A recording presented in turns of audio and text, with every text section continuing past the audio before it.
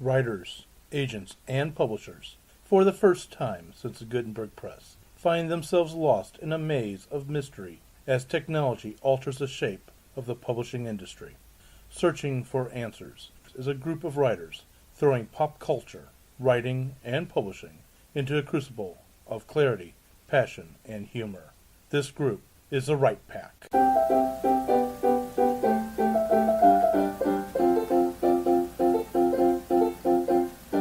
In this episode of Write Pack Radio, the Write Pack continues its previous episode of What Makes Us Say Nope. Stay tuned. Welcome back to Write Pack Radio. This is your host, producer, and man who's going completely insane, David Allen Lucas, author of various things, right now working on creating the Write Pack Radio podcasting network with our new show starting October 9th, which may be the week that it's airing. I've lost track of the calendar for the episodes. And also martial arts instructor, president of St. Louis Writers Guild. And with me today is my lovely co-host. Hello, I'm Kathleen Kayende. I write speculative fiction, and you can find my work in the Best Science Fiction and Fantasy of the Year, Volume 12, edited by Jonathan Strahan. And in N.K. Jemison's edited the Best American Science Fiction and Fantasy 2018. Excellent. And back with us today is... Hi, I'm Jennifer Stolzer. I'm a children's book author and illustrator. I have a little bit of a cold. If you can hear that on the microphone, I apologize for that. I promise I'm not contagious through the airwaves. There you go. And also with us is our Madame of Murder and Mayhem, Fedora Amos. I write Victoria whodunits like Jack the Ripper in St. Louis and Mayhem at Buffalo Bill's Wild West. Coming soon from 5 Star Cengage is Have Your Ticket Punched by Frank James. I'm also president of Greater St. Louis Sisters in Crime, and if you happen to be in Indianapolis on the third weekend in October, drop by Magna Cum Murder and see me there. Excellent. And also, too, Jen, you're going to be at Archon October, whatever that date is. It's the 10th, 11th, and 12th, I believe. Okay, so that might be this week airing, but I'm not positive. But come see Jennifer. I think Ryan is going to be there from the Write Pack. I don't know He'll be Brad. there. I don't know. I think Brad's doing a panel. Maybe. So he probably will be there, yeah. Kathleen might be doing a panel. Are you doing a panel at Archon? Are you on the diversity panel? No one has told me anything. Well, Okay, maybe well. she'll be there. She might be there. So there will be various people there, hopefully. At the very least, I'll be there. Yep. Since I work every Saturday, I will not be there. We are going to... Oh, and I forgot somebody at the jump. No, on the couch with you. Yeah, officially I will be sleeping on the couch tonight. With me is also my lovely wife. Hi, I'm Melanie Lucas, the forgotten one. Say Delaney just to drive your point home. Yes, I should have been writing my fantasy novel. I even had time to go yesterday, but no, I didn't. So Enough said. Yeah. Well, you've been kind of going crazy, and Yeah. you've been going a lot more crazy than I have. Yeah. Okay, we're going to continue from our last week's episode of What Makes Us Go Nope. For those of you who are just tuning in for the first time for this two-part series, this was inspired by a blog that was put out there. The blog is called Heather's Writing Hideaway. And on August 16th, 2018, she posted a blog post called The Nope Book Tag. And it was 16 things that made her go nope. In this episode, the very first one, I know all too well, and I've already warned my panel about this before we started recording, because the first one's very dear to a lot of people's hearts, and we would take an entire hour just to answer this question. So I'm reminding everybody, short answer on this one, which is a nope trope. What tropes make you go nope when you come to writing it, reading it, and or drawing it? And by the way, when reading, I'm going to throw out there also any form of fiction, or therefore being television, movies, or books, or screenplays, or short stories. Does the nope have to be like a violent, visceral reaction, or can it just be like, I'm super tired of this trope? It can be both. because I am super tired of the liar exposed trope. I'm tired of, we're perpetuating this lie for the first 2/3 of the movie, but the third act twist is we discover that I'm a liar, and now everyone goes off and be sad for a while. But then, we're gonna come back together and forgive each other at the end. It's just such a cliched, overdone plot, and the minute that it starts with a liar exposed trope story, I know exactly how it's going to end, so it's boring. So that's what I'm tired of for tropes.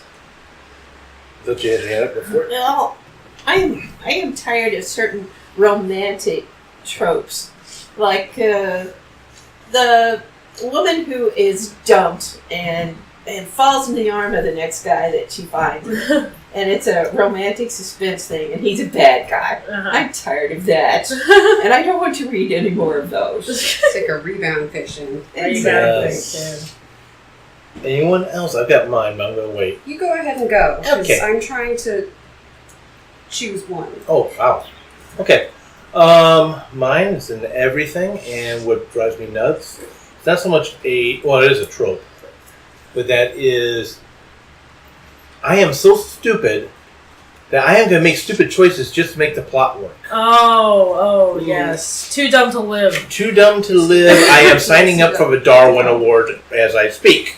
Yeah. So I'd like to, for the trope, I think that I'd have to call that the too dumb to live specifically trope versus the Actually, it's TSTL. Yeah. Too stupid Good to to live. okay, too Yeah. stupid Let's to get live. it. Let's get Sorry, that. Yeah. but I would like to make a distinction between that and people are acting out of character, because I think people acting out of character is just bad writing. Too stupid to live is the trope. Right. Yeah, the Yeah. trope is that your characters are just so dumb, mostly because we need conflict. Right. Or we need to get information across to the reader or viewer, and we have no better way of doing it. Or we need to create some suspense at this point in the book. Right. Yeah. I think that's the most common one. That's a very common one as well. So that is mine, and a good example of that is Star Trek Into Darkness. Moving right along. I'm sorry, did I throw that underneath the bus? Yes, I did.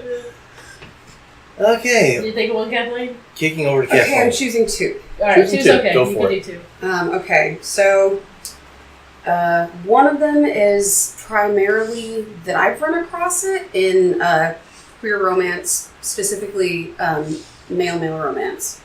And it's the, women are crazy or evil or just absent. That's... I'm lumping it into one thing. Mhm. Basically, women are awesome, and we should be able to be awesome even though we're not love interests. So I dislike seeing that intensely. And it's a thing that is common enough that... Anyway, the other thing is harem trope, where there's a harem, but the person that everybody's in love with in the harem is completely unworthy of any of them. There's a whole anime subgenre. Yes, and I hate it. Hate it so much. If you're going to have a love interest, if you're going to have a romance in anything, make the two people equal. They should be on equal footing. Maybe they don't have the same sort of intelligence as the other person, but they should be equal as people, not, one person is definitely a 10 and the other person is -5. But the -5 person is just like you, the viewer. So you should No. be able to identify with him, the Remember- hapless loser who can pick between all of these beautiful women. Didn't I just say that women are fabulous? No. I buy none of it. No. It just strikes me as highly unrealistic and it bugs me. It's that specific subgenre is definitely a bit of a let's call it more of a fantasy insert for certain types of people. Yes. More so than it is a writing character study. Yeah. The hapless loser isn't supposed to be a character. Well, to be fair, the other thing is it doesn't just happen with female harem, male love interest, whatever. Oh no, it's in YA all yes, the time. I was thinking specifically of Bella Swan Yes. in Twilight. She is literally pants. She is just a vehicle for the reader. Lego brick. Yes. Mhm. She's just a vehicle for the reader to feel like these hot, awesome guys are, interested. And her harem might be smaller, but she is in a harem story. Yes. It's being stuck between two boyfriends or more. Mm-hmm. So I hate that.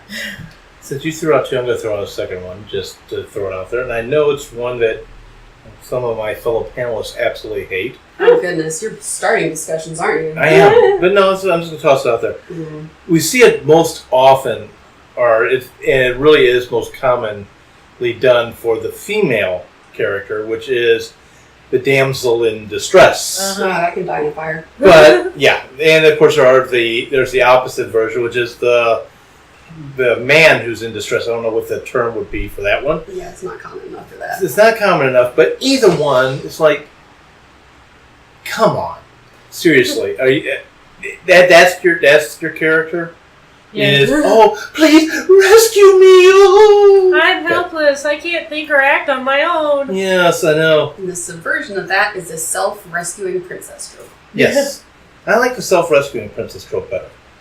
It's if you could do either of those creatively, please do. Yeah. Well, yes, I don't. Yeah. And on that one, let's go on. Yes, Before we'll I be get- here. You threatened that we'd be here all day, so Yes, I know. And Let's that's jump why I'm out in moving front on. of that horse. Number 10 for us is a nope recommendation. Now, this is usually more towards books coming at us, not writing them. But I'm going to throw out there writing being recommended a trend to write. And that is a recommendation that is constantly hyped, pushed at you, that you refuse to read or write or draw or watch. So, everybody knows I hate anything to do with romantic comedies. So, unless it was written by William Shakespeare, he's the only one who's gotten away with it that I've actually laughed at. So, actually, that's not true. There's a couple others.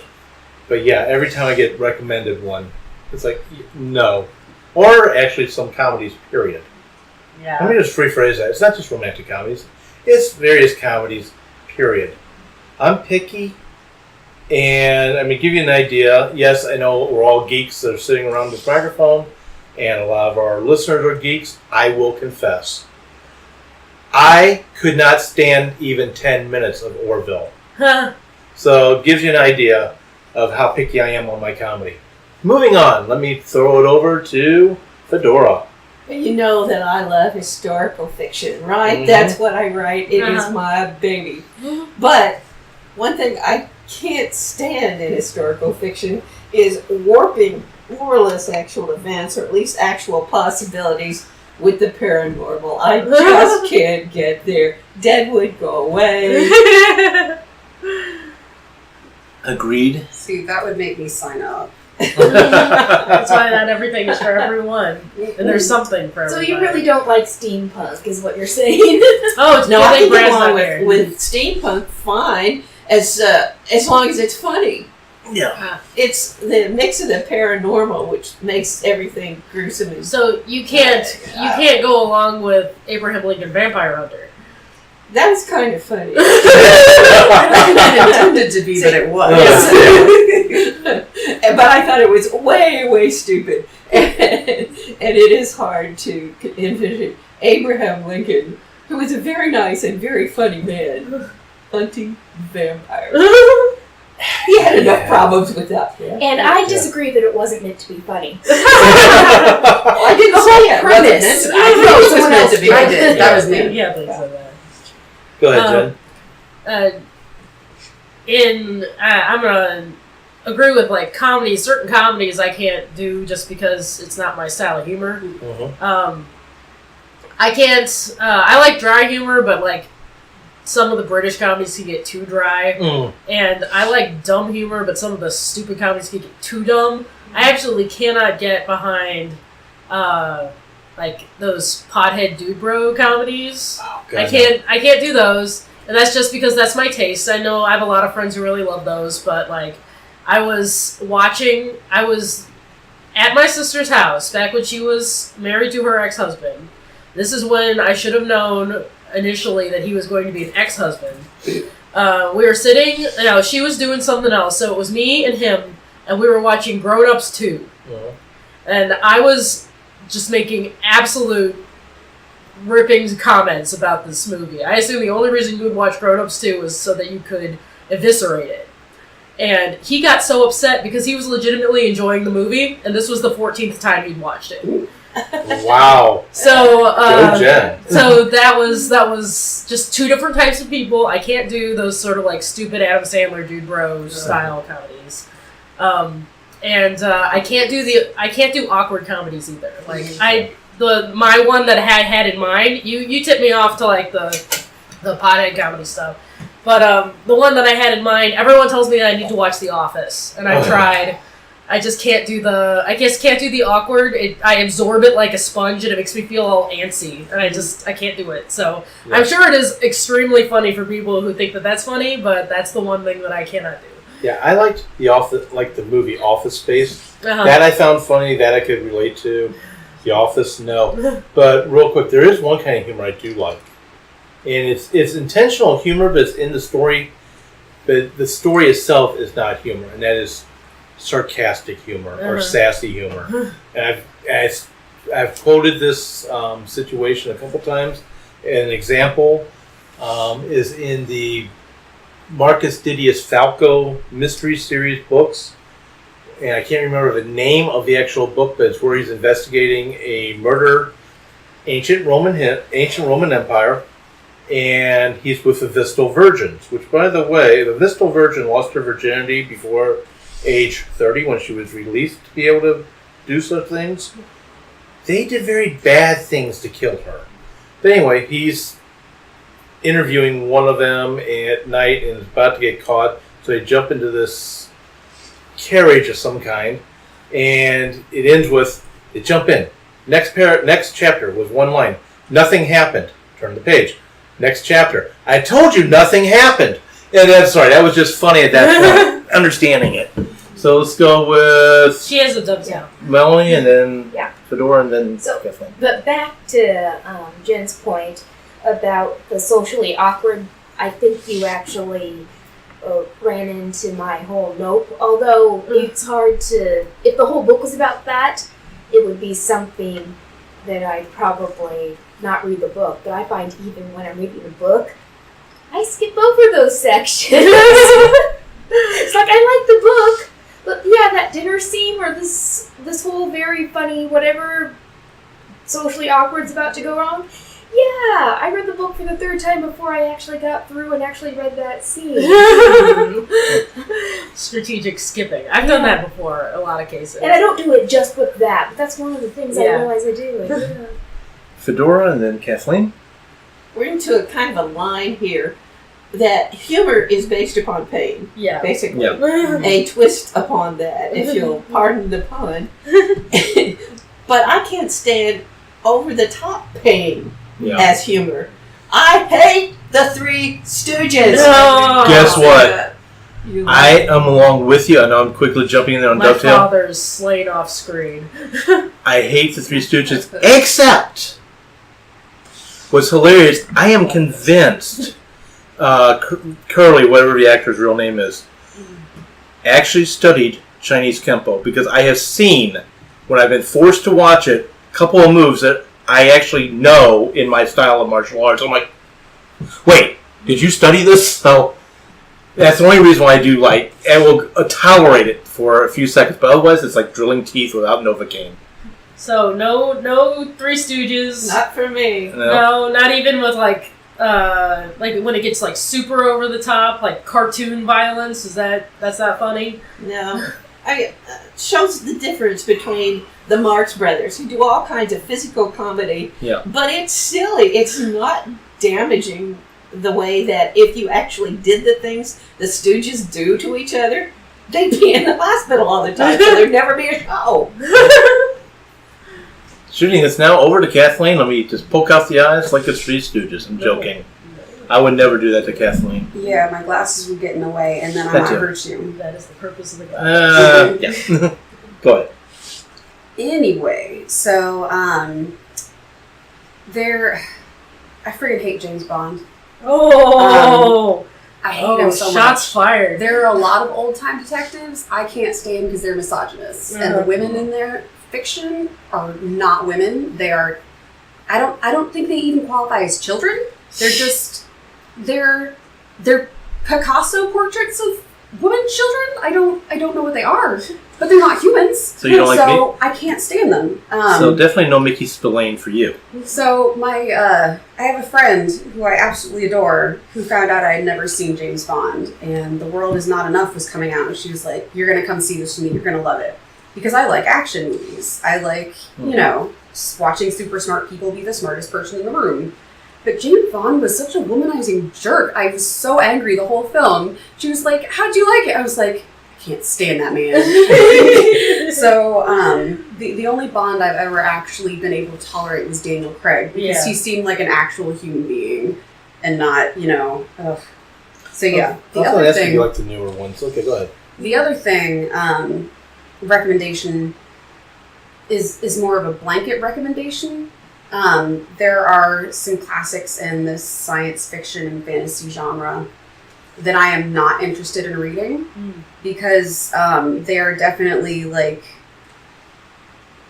by men, for men, high fantasy type things where the women, again, are not women. They are sex objects. Yeah, like, and I'm not here for that sort of thing. Like, we're people too, and if we're not going to be people, I'm not going to support you or read you or give you my time. So, things like that.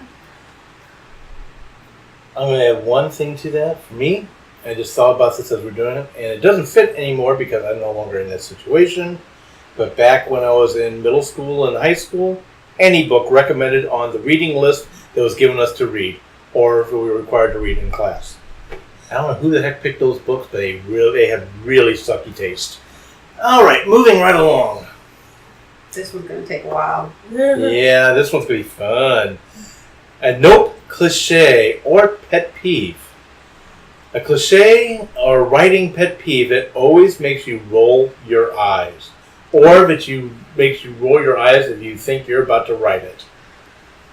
Can we actually read this one? Because okay, sure. Okay. You read it out loud, Kevin. All right. Go for it. So the poster writes something that I'm totally on board with. I hate when parents are not ever in the stories when it comes to young adult especially. I find it so weird that these teenagers, or even younger, are going on all these adventures and being put in these dangerous situations and their parents aren't involved in the decision making for anything.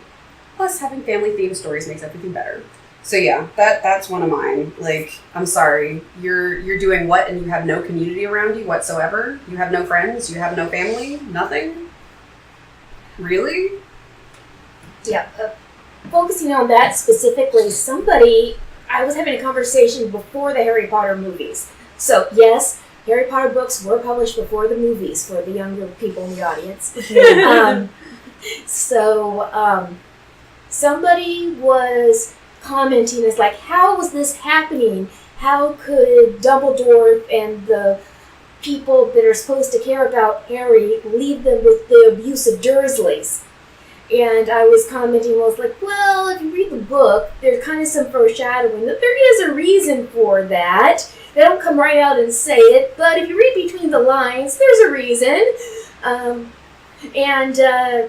Maybe it's not the best judgment, and maybe we don't agree with it, but it seems like they actually do have reasons that we just don't know everything. Harry Potter is a perfect example of this trope where kids go off and do incredibly dangerous stuff with no adults involved. Well, and along with that, and just throwing Harry Potter, which I like Harry Potter, I admit it, but sometimes those adults who are supposed to be responsible for him are throwing him into that fire. And it's like, what? I mean, yes, I understand story-wise and the hero's journey-wise why it's being done, but I do sometimes sit back and go, WTH, or WTF. Yeah, we just rewatched The Goblet of Fire, and that one in particular is like, okay, fine, that's a magical contract. Let him do the first one, then order him to stop. Alright, so cliches and pet peeves. Pet peeves. Go ahead. Detectives who are loners and sad and drink too much. Oh yeah, the hard-boiled guy. Yeah. Usually that's where that falls in, but yeah. I'm pretty tired of those. That's a whole portion of your genre. I know it is. It is. And it's once... I'm going to throw this as actually too. And unlike Kathleen, I do like James Bond, but for a whole different reasons. But yes, what Kathleen pointed out, and this fits into the hard-boiled heavily, is misogynist. It's like, come on, really? You're going to, and it's always a woman in the hard-boiled who the guy's got the interest in that usually turns out to be the femme fatale. Okay, not always, just 90-some-odd%. Plus, she's the one that kicked him in the teeth and made him sad in the first place. Exactly. It's all her fault. Man all her fault. pain. He has no agency whatsoever. No. I have far too many because I'm an extremely judgmental consumer. But and because I have so many, I have a hard time like picking the ones that I want to share on this topic. Pick your 5 favorite in no particular order. Oh my gosh! Well, like that. We'll go with what we've just said. I really hate the hero that has no motivation. Yeah. And I really hate the heroes that succeed because they have all the right toys. Like, I have the possessions, so therefore I win. And it's like, you didn't do anything. This wasn't a triumph of character. This wasn't you going through some trial. This wasn't you having a skill above all else. It was because you had the right sword, you had the one-up coin, you had the key to get in, that your grandfather gave you. It's like, there was no value in you as a person. The value was in the object you possessed, and the only reason you're here is because you had it. And, something that actually subverted that really well was the Lego movie. The Lego movie took the idea of, you're the chosen one, and then recognized the fact that being the chosen one isn't, like, that doesn't automatically make you good at what you're doing, and you actually have to have a growth moment. It was a good movie for that, ironically. And also, it is like the first time in a long time I heard Liam Neeson actually enjoying something he was doing. Along with that, just an example now, toss over to Kathleen, because she just tossed up the dovetail as well. And that is, I know I'm aging myself. Back in the 80s, there was also a perfect example that you're a chosen one, but you really don't know what the hell you're doing. And that was a TV show called The Greatest American Hero, where a guy gets a superhero alien suit and lost the book of instructions on how to use it. Kathleen. So, Jen, your comment about the hero who doesn't triumph because of character, but because somebody gave them something, so they happen to be the person with it at the time, bugs me too. And it reminded me of the white savior trope. Basically where a white person comes into another cultural setting and like saves everyone, even though there are people who are better qualified than them generally, and often they're trained by someone from that culture. The film Forbidden Kingdom stars Jet Li and Jackie Chan, and I love them very much. And it's a fun movie. But it's also a white savior movie where this white kid gets the staff that belongs to the Monkey King and gets transported back in time to like ancient China and he's the chosen one, so he has to deliver the staff to free the Monkey King. And I'm like, really? And Jackie Chan and Jet Li are training him in martial arts because he starts at level 0 when he arrives. And I'm like, you couldn't have picked somebody who was a little bit better at this? Like, anyone? He sticks out like a sore thumb here. No one else looks like him. Give the staff to one of the guys who knows how to kick people and let him go kick the people. Pretty much. It's like, great, your delivery is done. Just give it to one of them and go home. But no, so that kind of thing is just ridiculous to me. And like, I own that movie for Jet Li and Jackie Chan, but like, otherwise, it just enrages. It's fun though. You should watch it. Just don't use that cliche Any ever. more hands up? Number 12. No, I don't disagree with you. I'm just moving on with it. Number 12. A nope love interest. A love interest that is not worthy of being one. A character you do not think should be a viable love interest. Can we put like a kibosh on the obvious answers? Well, yes. We can try and make it put a kibosh on the obvious answers, but let's go ahead and identify what the obvious answers are, and then we'll go from there. The obvious answers being Christian Grey, Edward Cullen, Anakin Skywalker. There you go. And I'm sure there's probably also more, but those are the ones that we as a group bring up very often. So I was going to put a kibosh on them because everyone already knows. that those are bad love interests as choices. Oh, now I have to think harder. Yeah. Use your brain meats. The other one that I brought up is the harem, pants harem. Yeah. So. Yep. The one I can't stand, I'll go toss it over to you Kat, after right after this. Go ahead. Well, this is parental love for bad kids. Oh. And they let the kids get away with anything and everything, and they bail them out of jail 40,000 times. And I just find that sort of cloying. I don't believe parents ought to be that way, or that really any are. Oh, some are. Sadly, I hate to say it, I see some that are. But, yeah, I would agree with you there. I was also going to say and this is also true in real life, it does happen all too often, but the person who constantly returns to the abuser love partner. And it doesn't matter if it's male returning to female, female returning to male, male to male, female to female.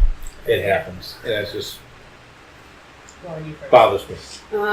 Speaking of abuse, so I'm not going to name authors or titles, but there are some books that I would put down because the relationship that is being touted as a romance is abusive. Sometimes I'm not allowed to do that, though. So in that case, there have been some books where the relationship between the two love interests was abusive in one direction, and by the end of the story, they were supposed to have kind of come to some equilibrium, but then it's clear that the abuse is going to continue, and that hurts me very much. Okay, good. I don't read a whole lot of romance, but I noticed that in the 80s there was a subgenre of romance that was quite popular of let's just say it was kind of what you were talking about, the male love interest, a lot of what he was doing was very controlling, borderline, if not actually abusive, definitely over-controlling. Yeah. What I was reading that I'm thinking of specifically right now, it wouldn't strike you necessarily as abuse unless you have a more nuanced understanding of what is abusive. See, what I was reading, it wouldn't have been published today. Anyone reading it today is like, wait a minute, yellow flag, red flag. Yeah. You know? Yeah. But I was reading, I was like, flag, flag, flag, flag, flag. Yeah. But I guess it's fine because they ended up okay. Yeah. See, but I think that's different than sometimes a book would do a non-healthy relationship. Yeah. But as long as it's not portrayed as a healthy relationship and an ideal to aspire to, that's that's what I have an issue with. When red flag behaviors are still, this is a good relationship. Guys, aspire to this sort of awful. Yeah. Over to you, All Jen. right. My romantic trope or cliche that I'm tired of, or that I'm noping, I guess, is the all like the Amazons, and then one man shows up and everyone just goes for him because we've never seen a man before and now all of our hormones are just crazy. Or the man who falls in love with the first woman that he sees, is like George of the Jungle or whatever. There's I understand that there's chemical reactions to hormones, and if you're a straight person, you've never seen someone of the opposite gender, then maybe it'd be like, oh well, but it's just like it's like, here's your girlfriend, this is your purpose, pa-chunk. We're done now, and it's just a thing that's been done so often. So I'm tired of that. I was reading. I've been reading Terry Pratchett for the first time recently. I've been chewing through the Discworld books, and I started from the beginning. And the beginning was written a while ago, and you could tell. But there was one character that just in the second book, she was a sacrifice to the druid god or whatever, and she gets rescued, and she's rescued by this 80-something-year-old man or whatever. And even though she is, this supple young teenage virgin, because it's the first man she's ever touched, they get married. because she falls instantly in love with him. It's being played for humor. It's Terry Pratchett. It's being played for humor. He's a humor writer. But I couldn't see the funny in it because I realized just how tired I am of that trope, that cliche.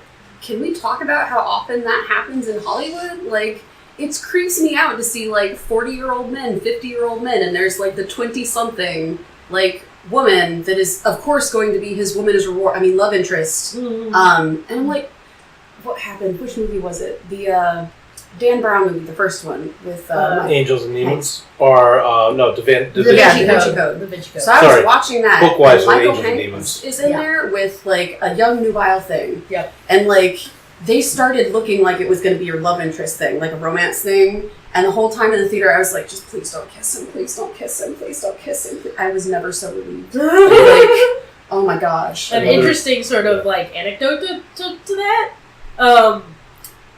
Everybody's favorite Vincent Price. He was originally a leading man. Like they kept casting him as leading man roles, and as he got older, he noticed that his female protagonists in all of these romantic stories were staying the same age as he was aging.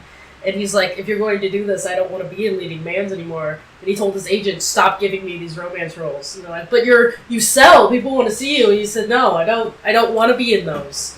So that's when he started doing Shakespeare and horror movies and led us to why Vincent Price is still the best person in the world. Yes, I do love Vincent. And by the way, he was from around here. Yeah. Oh, Vincent Price was from around St. Louis. He was. Another example movie that Kathleen falls to that very trope that you talked about, Entrapment. And that was with Sean Connery and... I had taken that out of my memory. Oh, I can't think... I can see her name. I can see her. Catherine Zeta-Jones. So, yeah. Yeah, I think that was the biggest gap I remember. Mm-hmm. Not counting fictional characters where the actor is much younger than the character he's playing. It was certainly one of the more visible gaps. Yes. Yeah. All right, moving along. Yes. A Nope book. And by the way, I guess I'll throw a movie, TV series in there as well. But I'll start this one off. And I know everyone's waiting for me to say either Twilight or 50 Shades of Grey, but you know what? Grapes are out. You just derailed me. That's also one that should be a nope for me. But yeah, I'm going to throw a whole entire other series under it. And that is the Gore series. G-O-R. Which is a form of BDSM fantasy stories, which I started to read without knowing what I was reading until I looked at it and go, oh, this is not what I signed up for.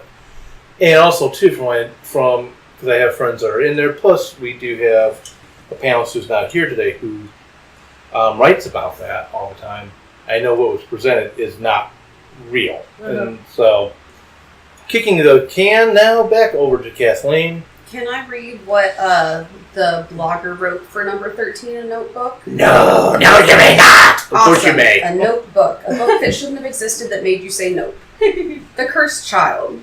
Harry Potter series, guys. Yeah. The whole thing was a mess. The dialogue was cringy and uncomfortable. It was inconsistent with the original series, and the ending, honestly, the entire plot, was straight out of expletive deleted fanfiction. If I knew it was going to be so bad, I wouldn't have bought the book, and I certainly wouldn't have been so excited. Star Wars The Last Jedi is all of those things for me. Yeah. It is inconsistent with the canon. It is horribly done. It is right out of terrible fan fiction, and it shouldn't exist. I am giving you so many friend hugs from across the room on that one. Yes. The Last Jedi, yeah, I'm not going to talk about it. Bad, problematic fan fiction, and I'm going to be quiet now. All I'm going to say... We can do an entire episode on Kathleen's beef with The Last Jedi. Yes, and I'm going to say this. Now, honestly, when Star Wars first came out, yes, I was a kid. VCRs were not around yet, people. So you never knew when you were going to see a movie again. So I saw it 22 times in the theater, first release. That's how much I loved Star Wars and still do. Last Jedi almost made me just say, I'm done with the entire thing. Same. With that, now, kicking it over to Jen. Let's take this into serious town notch. My Nope book that I don't think should exist was A Child Called It. Do you remember heard when of that. everyone was reading that book? I do. Actually, I do not. That real life story of the abused kid by his mother.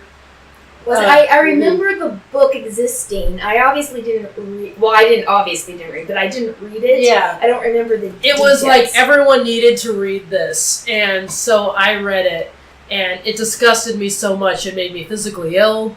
I came home from school crying because it made me so upset, and then I found out that the whole thing was a lie, that it was hyperbole engaged to write an engaging story and sell books. And that's like I can't forgive the manipulation of that. Not that I don't think that there's abuses happening and people should be aware of abuse, but that book in itself, I think is like set the stage for how you write an abusive parent going forward. It was all very Sybil. Like Sybil was like this cartoonishly evil mother, and that's not generally a realistic portrayal of parental abuse. Parental abuse has that sort of thing, but usually it's tempered with times of praise, and then they hit you for no good reason, and that's the mental... I'm not a psychologist, so I don't know, but that's my notebook. I did not remember that it had come out as being fictional. So Like basically, fictionalized. Yeah. basically, I ended up reading like child torture porn Yeah. for no reason. Yeah. Ugh. Yeah. I'll say anything by James Joyce, who is reported to be one of the great writers of all time. But let me tell you that reading Ulysses or anything else by this man is just a slog. I had to read it for a class, okay? I had to read one too. I had to have a half a dozen resource books around me and a concordance to make any sense of it at all. So any work that is that difficult for people to do, including people in college, I think it's just wrong. I bow before thee, because yet, while you and I disagree about Grapes of Wrath, that one I am in total agreement on with you. All right. I don't think anyone understands James Joyce. I mean, what? You're not supposed to. We all live in a blissful sense of mutual confusion. What is the point of writing if no one understands you? That is crazy. So you can feel superior. Yes. All right. Anything else? Melanie, did you give a notebook?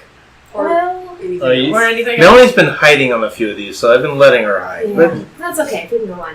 if you're sure, Yeah. I'd be happy to let you on. You just look like You you're have one hiding of on that one too. So No, it wasn't so much hiding. I just didn't come up with the specific book that I hated so much that I You wish didn't I exist. wish it didn't exist. Yeah. Well, I mean, there were some that I didn't disagree with. Uh-huh. there are the usual ones though, Yeah. like the Twilight series, 50 Shades, because those are Yeah. abusive relationships touted as romance. But I mean, like, I Yeah. thought we weren't going for the low hanging Yeah, fruit for no. this one. Yeah. that's why I went with something else. Yeah. Yeah. Yeah, and plus, there's so many books that I've just never read, and I'm probably glad I've never read them. Yes. So it's not so much that I wish they were never written, it's that I hope I never read them. Uh-huh. Well, the ones that I mentioned, I know there are other things that are just like them, but the fact is those popularized a lot of things in a way that other books that are similar didn't. Yeah. So, take exception. Yeah. Okay. The next one, moving on before we lose time, and this one actually I want you to listen to it because this is a change of how we've been doing all these questions. I'm reading from there, but this is slightly different. A nope villain. A scary villain or antagonist that you wouldn't want to cross and make you go running in the opposite direction. So instead of being one in which we're tired of seeing or we think is untrue, this actually is a villain who you want absolutely nothing to do about because it scares the bejeebies out of you. A very effective villain. A very effective villain. Very good at their job. I've got two. I've got one off the top of my head. Actually, I've got two, but one's low-hanging fruit. So, low-hanging fruit, Darth Vader. Especially, the way he's been more portrayed. But for one that I would not want to run into at all in a real-life situation, how about It? You mean Pennywise? Yes, from It. Yeah, I hate spiders, number one, but that, no offense. That's probably the only Stephen It's King both book. a spider and a cloud. Yeah, that's the only Stephen King book that did give me the willies. Normally, I don't care about Stephen King's writing. Sorry. Go ahead, and then over to Fedora. It's a good one because it was able to basically corrupt an entire town. Exactly. So for me, the scariest villains are the kind that you can't reason with or potentially even understand, and whose emotions you can't appeal to. So, like, I love sociopath villains for that reason, because your feelings, who cares? I also love the Terminator for that reason, because it is a relentless death machine, and it will come for you until it is taken apart, and you will have a hard time taking it apart. Also aliens from the Alien franchise. Because, Xenomorphs. yes, the Xenomorphs. Because you can't reason with them either. Like, you just have to run and Just hope act you on run far instinct. enough. They are making it any more complexly than eat and breed. Yeah. and be vindictive. Because when the Queen Alien and AVP, like, when all her kids ended up dead, she went ballistic. Well, she was more intelligent. She's the queen of the hive, so she's a little bit more high functioning than all of her drones. Still terrifying. You can't reason with them. Yeah, I think we're on the same page. Mine would be Norman Bates, yes. Psycho, Yeah. because there is no explanation for what he does when he does it that a regular person could possibly understand. And so it's very, very dangerous. I've gone a little bit back and forth. I'm gonna go with my first instinct and say the Joker. At least some versions of the Joker from Batman. Uh-huh. And yeah, the whole not being able to reason with. Okay, you kind of can reason with him, but the issue is he just does what he wants to do. But He's operating from a very firmly held personal logic and belief. right, Like, it's not that you can't understand him. It's that he is completely lucid in his stance. It's just that he's not going to be swayed by it because you can't convince him otherwise. Well, there's another theory about the Joker that's out there I've read that in the comics appears to be the case. He shares one thing in common with Deadpool. He knows he's in a fictional world, which is what throws him crazy. But for some reason, when you said Joker, it reminded me of one that I also have a visceral response to. I'm going to hold that off and let Jen go if you have one yet. I'm having a hard time picking a really effective villain Okay. because my favorite villains are always the ones that have a redemption arc. But I think instead of like a villain, how about a scenario? Okay. Things that really scare me, like the stuff that ends up giving me nightmares, is like plagues and like monsters that live and grow inside you. You know, Alien too. Yeah. It's the reason why Alien is one of my favorite franchises. It's just that whole sense of like body invasion, and then you are turned against yourself, and The Thing. Mm-hmm. The Thing is one movie that scared me so bad I can never watch it again because it did it so well. That body stature element where you don't know if who you're talking to is actually who they are, but also that sort of plastic flesh element where it just grows bits and I just can't skin crawl. Are you dovetailing or?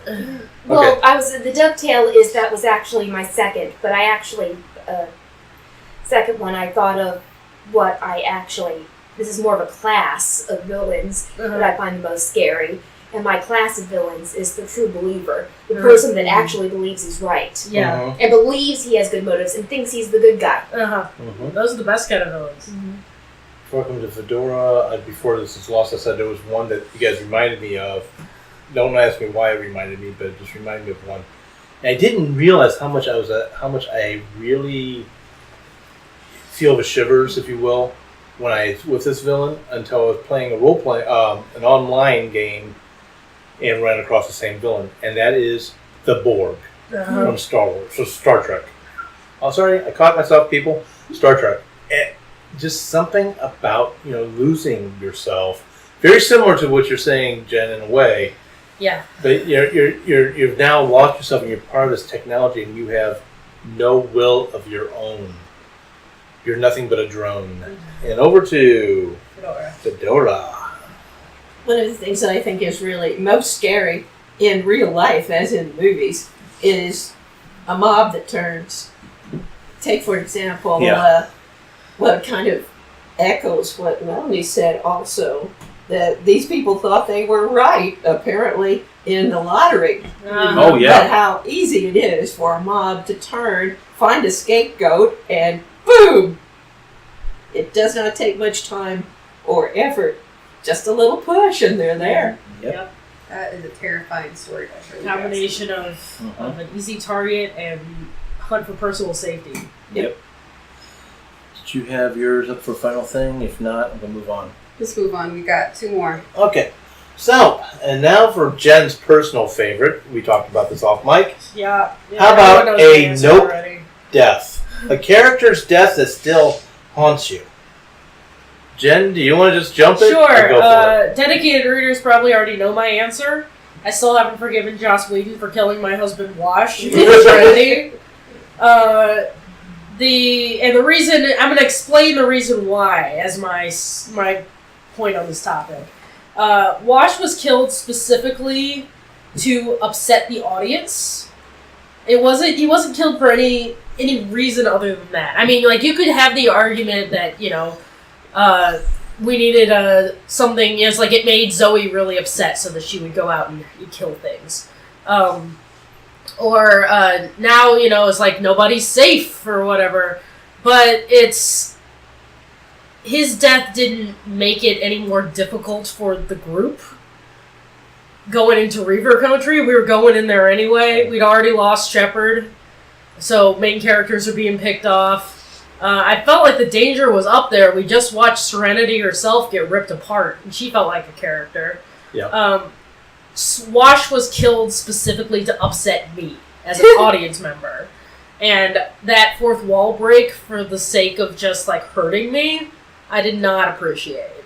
He knew that he killed the puppy, basically. Yeah. That's it's your like that was a defenseless person that he knew everyone loved, and that if we killed them, it would just hurt people. And then they would know this was real. But that's a shortcut. You could set the situation. He already had a situation that felt real, that felt dangerous.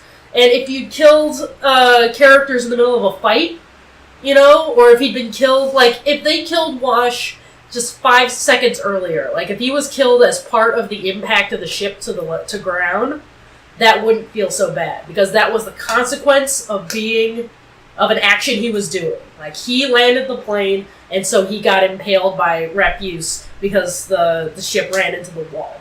Then I would have been sad, but it wouldn't have felt like such a cheap shot. Instead, he landed it safely, he delivered his one-liner, and then they got him with a harpoon from outside. Mm-hmm. It's like, why did you do that? Just to shock me.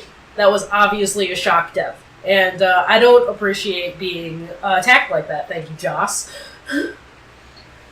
Kathleen. So, the poster mentions some deaths in Harry Potter. So, that one too, yeah. Yeah, mentions Fred, George's twin, which made me very sad that he was dead. But as far as Harry Potter deaths, that I am not pleased by. Sirius, okay, that's going to be a thing anyway. Uh-huh. But the entire Marauders generation basically being murdered off screen is something that bugged me. Like, if you were from the Marauders generation, or if you were Marauders generation adjacent, like Tonks was, then you were going to die. Like, you're going to find out after the fact, yeah, they all died. Okay. Just, okay.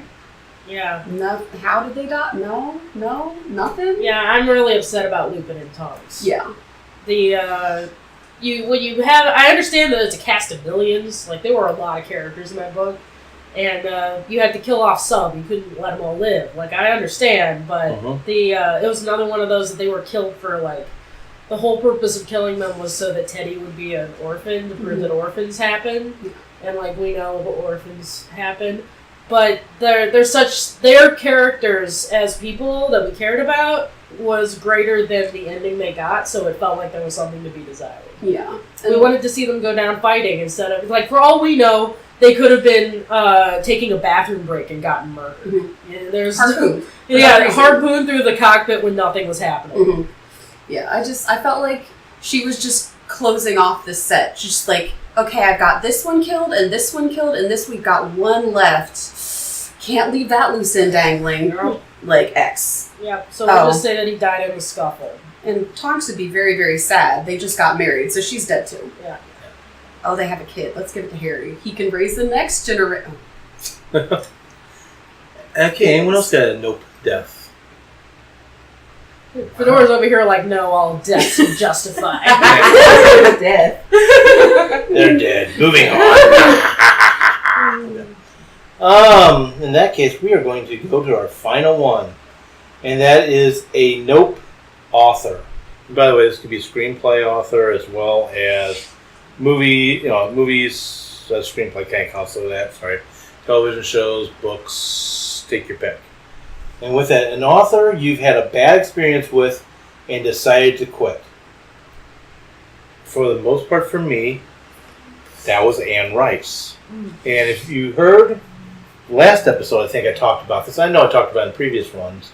Was her book, The Witching Hour, where the epilogue, and I had been warned not to read it, and I had to read it because after spending 900 pages just to get into the book, they had my heart racing at the end of the last chapter before the epilogue. It's like I've got to read the epilogue, and I almost did throw this book. It was literally mid-throw.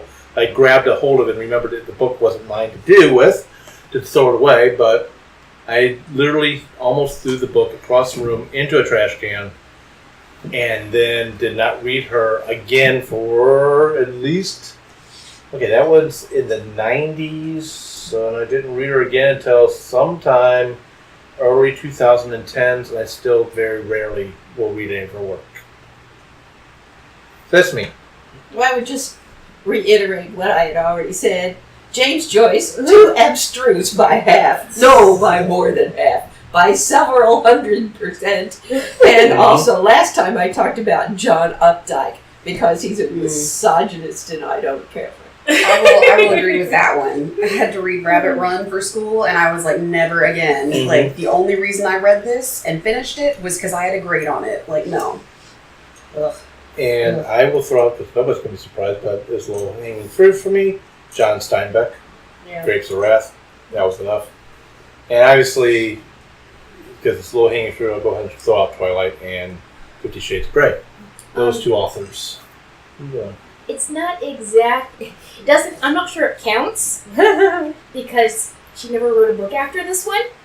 But Lillian Jackson Braun, her last Cat Who book, I was done with the series after that. In fact, the Cat Who Had 60 Whiskers or whatever it was, just don't read that book. Pretend it ends the book. The series ends with the book before that. I'm convinced that book was written specifically so she would get out of her contract. That's how bad that book was. Wow, that's the name I haven't heard for a while. I used to read her all the time. That's because she died shortly after that book was published. It was so bad it took her life. No, I think that maybe somebody else finished it. No. If someone, I considered that, it was so bad. It wasn't the writing style, it was the plot. If someone had had a ghostwriter, they would have done a more conventional plot. She did things that piss people off. She had the main character's girlfriend cheat on him. She had his home burned down. I mean, she did not do what a ghostwriter would do. Because I'm interested, because I used to really love to read her, but I stopped, somewhere around her I'm looking really quickly at the books here, because I pulled her up on Wikipedia just to pull up her bibliography. It's like, when did I stop reading her? Oh, yes, and after that, her last two books were canceled. Yes, thank you. You just took the thunder out of my hands. I was going to say, I stopped reading her after her 19th book. The Cat Who Had 60 Whiskers was number 29. They didn't cancel her next two books, according to this. They canceled her next book, which would have been number 30, which is The Cat Who Smelled Smoke. Yeah. So, I'm kind of glad I didn't continue that, because I did love it, but I did It stop. was just the very last book that was just, like I said, I'm convinced she was trying to get out of a contract. Sounds like you did a good job. Yeah. Good job. Yeah, everyone writes a book for her goal. Maybe If that was she her goal, was she well. succeeded. Yeah. She may have been. She did, doing my math here real fast, 4 years after that, after the book got published. But I think that was the last book ever published. So, what about you guys? What about everybody else? You have a nope author? Or John Updike. Shut up, thing. Rabbit Run. Yeah. Misogynist piece of something that I'm never reading voluntarily and never have read voluntarily. Unless you count volunteering to make myself a decent grade. Then I read John Updike. And then over to you, Jen, if you want to. I don't know if I have an answer. I'm not gonna, how about a time I was very disappointed? I fell hard and fast in love with the Harper Hall books from the Pern series. I thought those were really great. I was ready to read out all of them, and I'll probably still read them. But then, having done more research, and I have a friend who's really into the Pern Dragon Riders of Pern series, and so she's like, "Oh, well, here's all my resources, and this is an encyclopedia. This is all the stuff I love about it." And I found out sort of the fast and loose rules that she uses with sexual consent. And I'm like, I don't really want to. So that put the brakes on my reading of Anne McCaffrey. Anne McCaffrey, she's very creative, and she comes from an earlier time. She was a strong member of the free love movement, but I feel like she was working through a kink, really, with the Dragon Riders, because the whole thing is that if you bond to a dragon, if your dragon mates with someone else's dragon, you are then compelled to mate with that dragon's rider, whether or not you're in love with them or have a relationship with them or anything like that. So you could be married to someone else, but if your dragon gets it on with their dragon, then you two get it on because your hormones are raging. And that's sort of just an accepted side effect of being paired to a dragon. And that would be something that would keep me from being a dragon rider if I knew that I was going to have to bone a stranger every now and then just because my dragon got it on. Yes. So I never read the Dragon series of Pern, but I have read a couple of her other series. And one of the things that really bugged me about Anne McCaffrey, not enough to stop reading her, but it really bugged me, because you can tell if you read her books back to back, she can't keep her own story Bible straight. This is true. People change ages dramatically. And children appear and disappear. It's like someone has 4 children, and they have 5 children, and they have 4 children again. Yeah. She, and you have to keep track also, because at a certain point her son starts writing the books, and you have to he's writing under her name for some of them, and it's difficult to keep track.